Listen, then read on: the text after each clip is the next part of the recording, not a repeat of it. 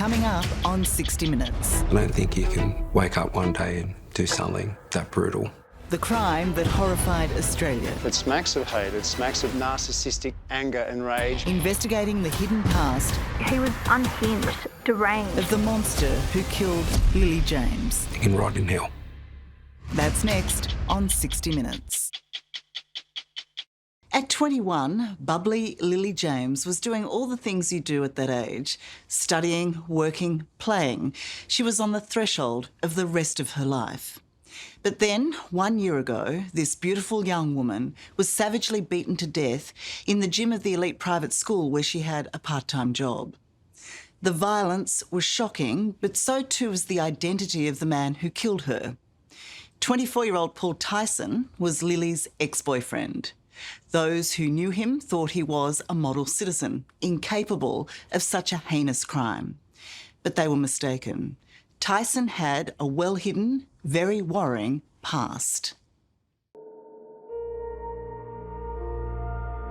Lilie James was born to fill the frame.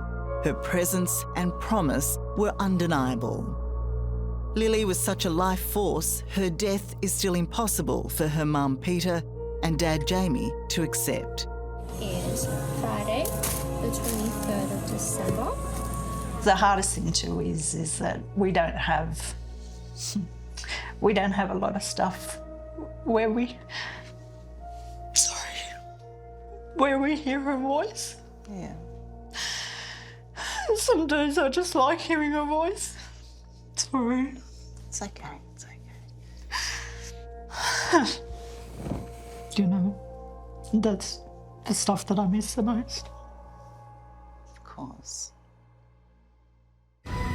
Tonight, the investigation into a senseless and brutal crime. If you knew what he did that night, I think you'd understand why we can't forgive what he did. From her injuries, it was apparent that she was a victim of a homicide. The killer's cruel lies. Do you believe now that that text message was from Lilie? It was from the monster. From the monster.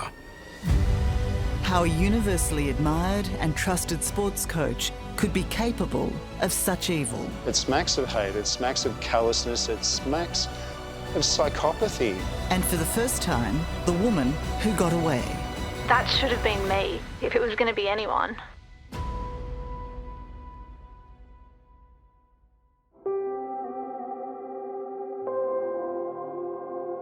Lilie James never had a spare moment. When she wasn't with friends, she was studying or working. In 2023, she took on yet another part-time role, this time as popular water polo coach at Sydney's St Andrew's Cathedral School. And she was only at the school for about a year. So in that short time, she was able to have a big impact. A sports captain, Thijssen was a celebrated former student of the school who in 2020 returned to work there as a cricket and hockey coach. 5 weeks before her death, Lilie and Paul's friendship became a fledgling and casual relationship. Both were seemingly aware of the work complications if it finished badly, but no one could imagine just how horrifically it would end. I had a conversation with her and I said, so you're going out? And she said, yeah. She said, and I said, so is it anything that you think will be something serious? And she said, Mum, she goes, we both sat down at the start of the relationship and decided that neither of us wanted anything serious. We just wanted some fun. And once it had run its course, you know, we would go our separate ways. There was never meant to be any hard feelings.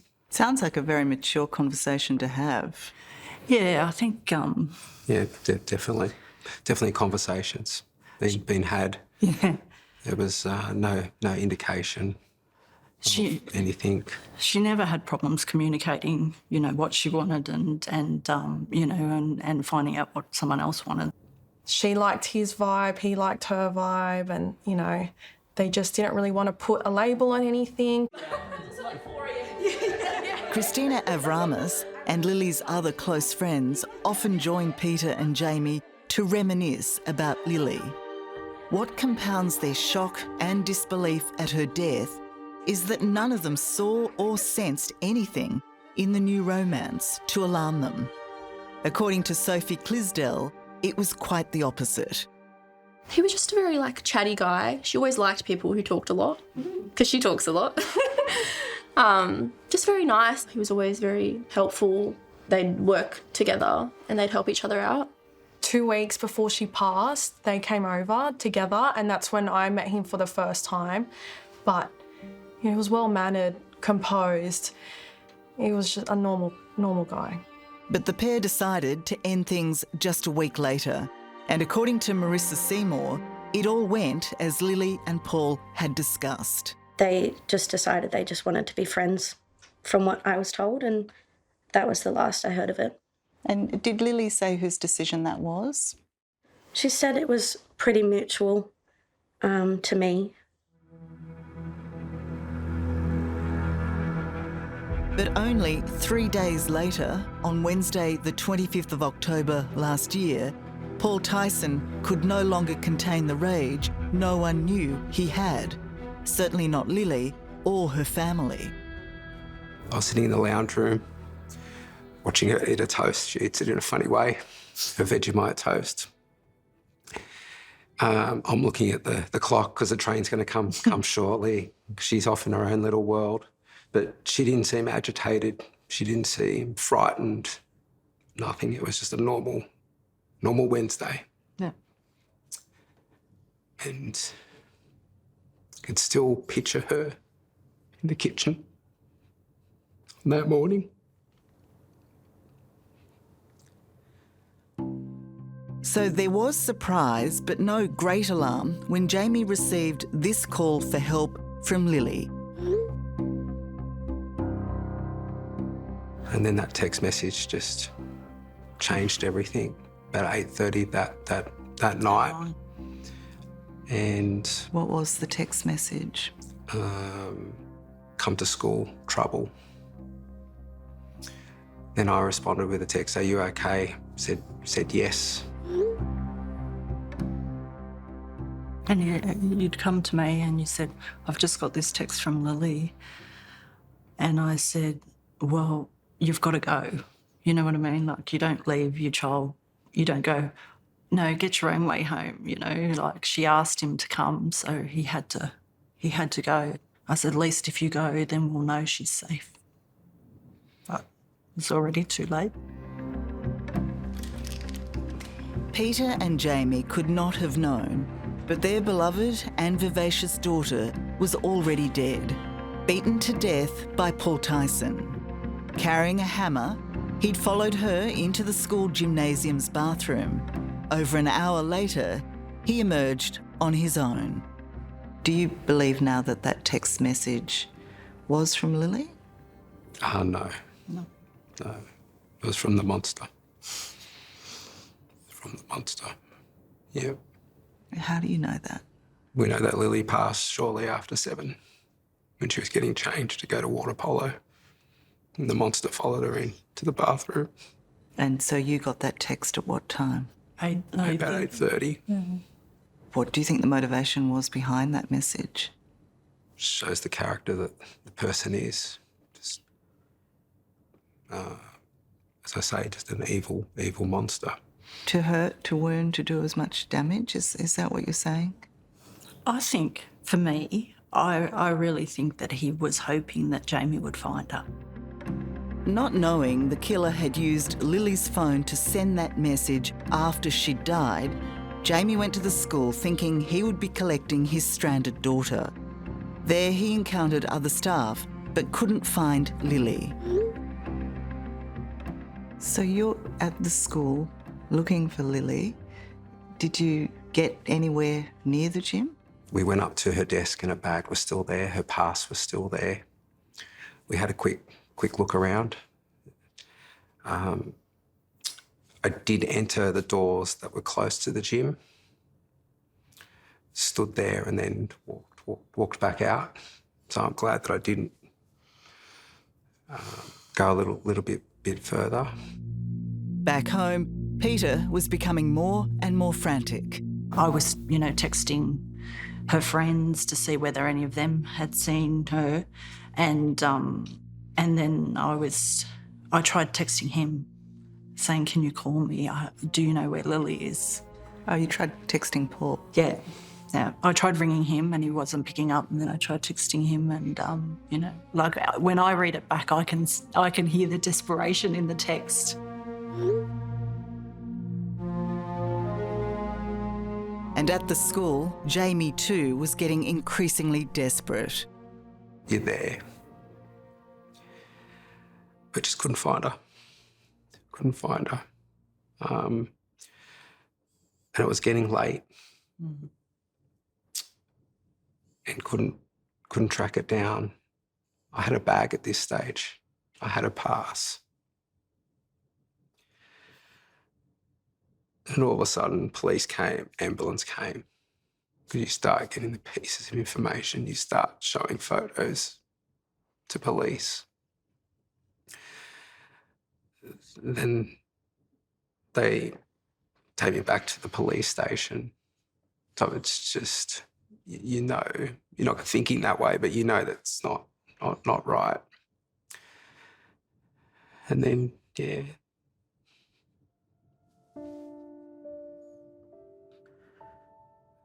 Said it was her. And I had to come home. Tell Peter and Max.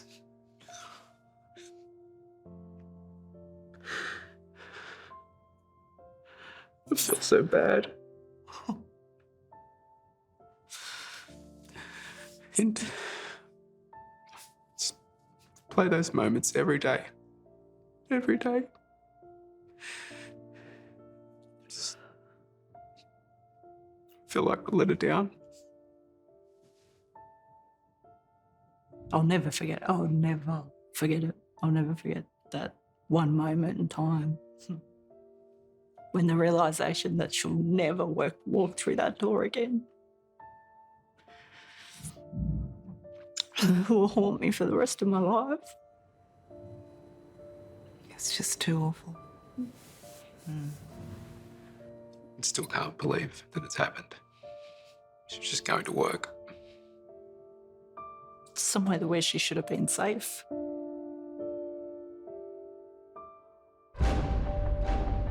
But while few knew it, Paul Thijssen had long been a dangerous man. As you'll see, he was a master at hiding who he truly was. But there was one woman who saw the mask slip and made her lucky escape. I was actually fearful for my safety at that point and basically ran back home.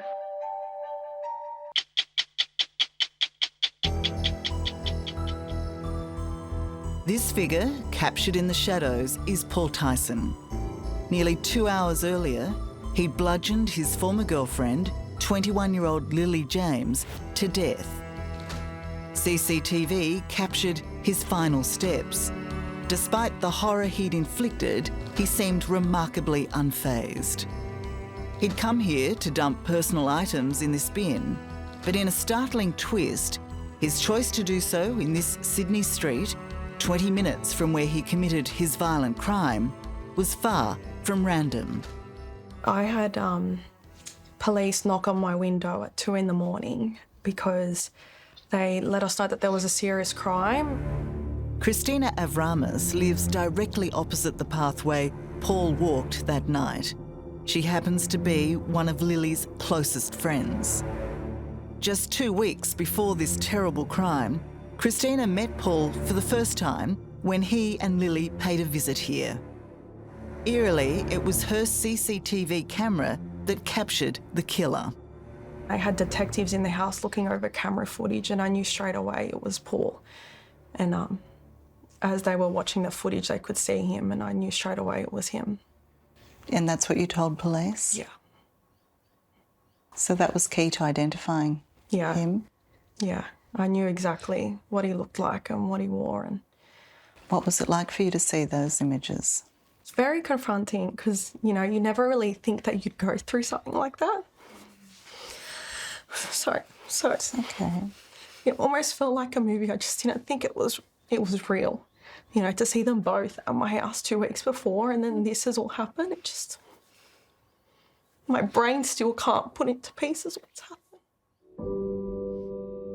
On that awful Wednesday night, after dumping potential evidence, Paul Thijssen sat in his car for 2 hours. In that time, he made an anonymous call to police to tell them they would find Lilie's body in the gymnasium at the St Andrew's Cathedral School. His body would not be found until Friday morning.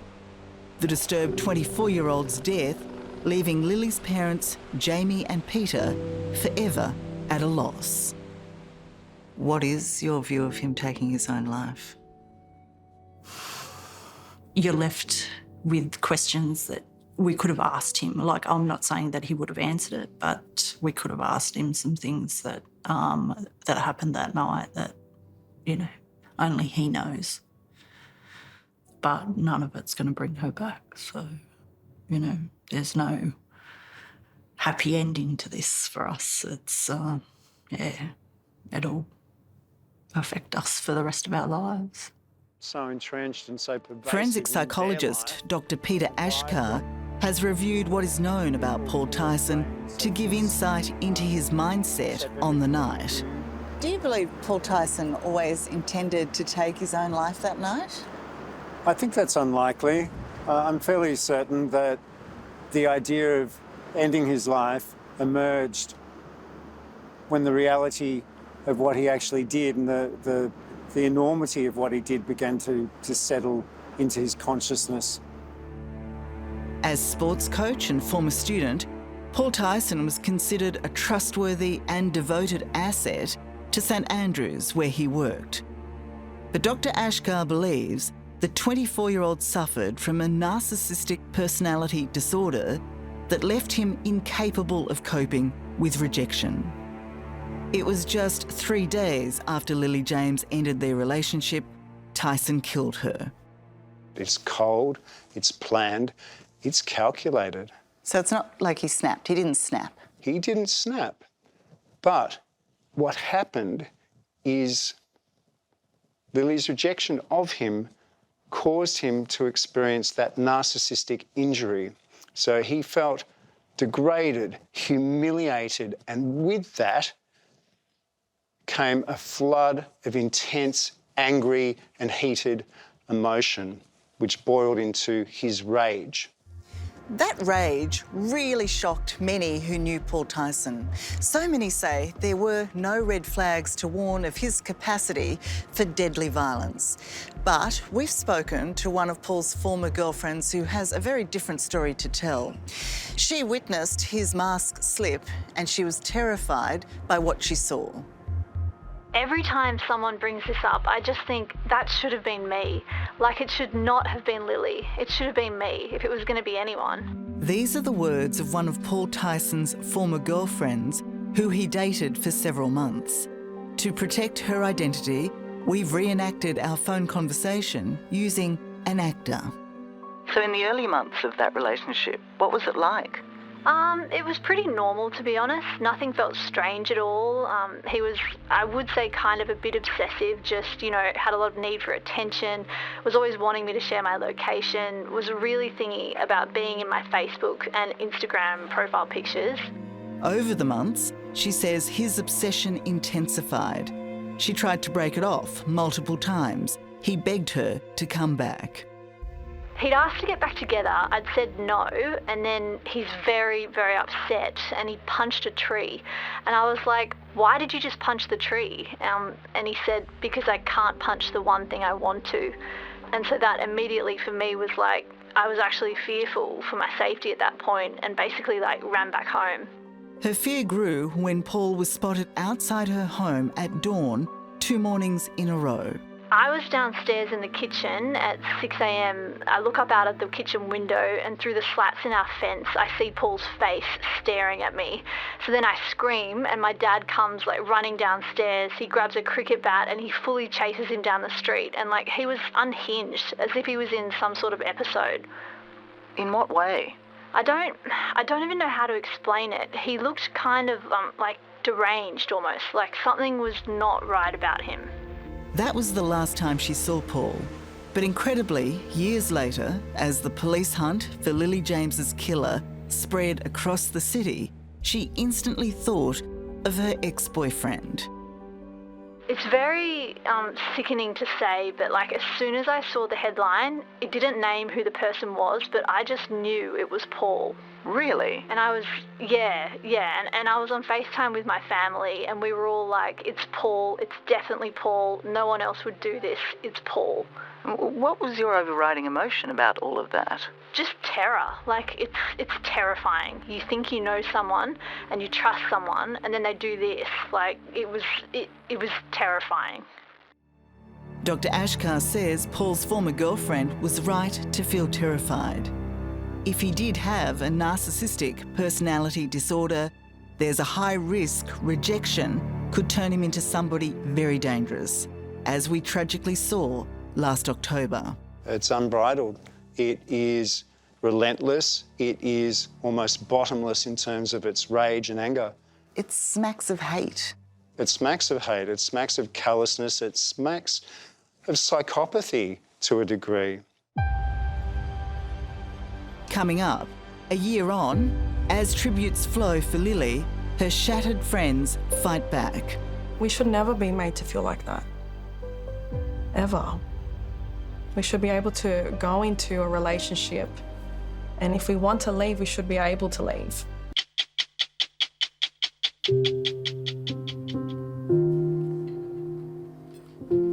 You've left her room the way it was? Yeah, pretty much. We haven't even made the bed, you know, when she got out of that day. We've sort of left it as it is. Do you spend much time in there? Every day I spend, you know, morning and night, definitely. You know, sometimes through the day. Peter and Jamie James have been catapulted into a world of pain they never imagined. Remember when we used to come down here for the fireworks? Yeah, she didn't want to walk down, she wanted to drive down. Yeah. Remember how Their grief over the death of their 21-year-old daughter Lilie is a never-empty well, as is their anger at her ex-boyfriend Paul Thijssen, the 24-year-old who bludgeoned her to death before taking his own life. you can rot in hell. Lilie didn't deserve this. At all. At all. Selfish, self-centered, entitled. And it's just wrong. Do you think the anger will ever go away? No, I don't think so. I think I'll learn to put it to more good use, but it will never go away. I don't believe it should go away. And I think if you knew what he did that night, I think you'd understand why we can't forgive what he did. It's pretty brutal, so does that make me a bad person? I don't know, but at this stage I don't care. If you can understand. It is now a year since Lilie was killed, and as difficult as it is for Peter and Jamie to talk about their daughter's death, they want to pay tribute to their beautiful and busy girl. You know, she started with swim teaching and then she was doing the dance teaching and then the job at St Andrews, and she was coaching water polo and she was coaching netball. Where did she get all her energy from? I don't know. Chocolate and ice cream. Yep. She had a very sweet tooth. The couple also wants to contribute to a bigger discussion, calling time on the domestic violence epidemic against women. We need to do more. We need to do more. Do you know what that is? Do you know what doing more looks like? I think stop using words. It's complicated. Let's uncomplicate it. It shouldn't happen. To me, it just needs to stop. It needs to stop. For Lilie and her friends, like, we're bringing up women who are strong, educated, you know what they want and will go after it. But Are we teaching our kids how to handle the rejection involved in relationships? I don't know. That we're not teaching our kids that everything's not going to go their way. We should never be made to feel like that. Ever. We should be able to go into a relationship, and if we want to leave, we should be able to leave. For Lilie's tight-knit group of friends, her death has shattered everything. For like a month after, I couldn't sleep in my own bed. Like, I was so scared. I felt like I was a child again, sleeping with my mum in her bed. Like, I never used to be scared. I'm like, I shouldn't be scared. And I think perhaps the bigger picture is that Lilie's death makes us all question our own instincts in trusting people in terms of relationships. Is that how you feel? Yeah, I do. I'm in a relationship currently, but I always said to myself, if I wasn't and I had met someone after Lilie's passing, I wouldn't know how to do it. How do people do this after this has happened? Like, how do you go out and meet someone, like, naturally, like how young people do, like in the club? Like, how do you trust another person after this has happened so suddenly? The burden this family is being asked to bear is just too much. Peter is battling cancer. Her diagnosis was made just before Lilie's death. How is your health now? So I have melanoma in both lungs and maybe a lymph node or two, depending on who you ask. I'm having immunotherapy once a month now, but at the moment, just take it my health day by day and see where we end up. Where do you find the strength to keep going? Well, for Jamie and Max, I think I just don't want to make this situation any worse than what it is. You know, I just think that if I was to fall apart and that would just make it so much worse for them. There will be a coronial inquest in March next year seeking answers to Lilie's baffling and senseless killing. But no level of understanding will give the James family what they yearn for. Their Lilie to walk through the door once more, for their lives to be brightened by her infectious smile. She was hardworking. She loved being involved. She could be extremely nosy, but she wanted to make people's days better. You know, whether that was just with a smile or a quick conversation. I think that she really did. She just wanted to make people's lives, you know, make them smile.